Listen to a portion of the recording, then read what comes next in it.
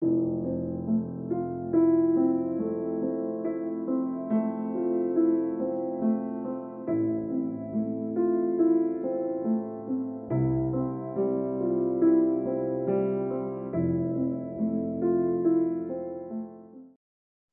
tool that you will think of, whether it's Jira, version 1, Rally, Team Foundation Server, Azure DevOps, but Trello, Miro, Mural, all these different tools out there that essentially are going to be like a data management repository that shows you how you can dump your data into a repository. You can create buckets out of it. You can prioritize it. You can schedule work out.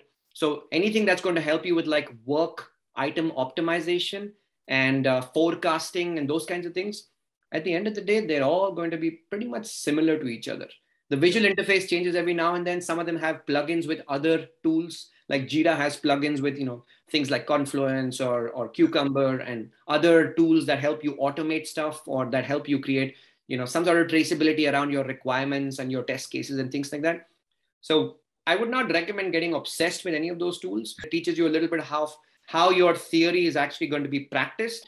But once you've got a basic working knowledge of how you create a bucket of work, how you create a bunch of reports around that, what kind of metrics you can use, how you can move items across those buckets, how you can create role-based accesses across those buckets of work, how you can organize the hierarchy of that work. So programs, projects, user stories, epics, those kinds of things. Once you have that basic working knowledge, I think you probably want to move on from looking at those data management tools and more towards maybe functionality tools like you mentioned, Salesforce or say Oracle.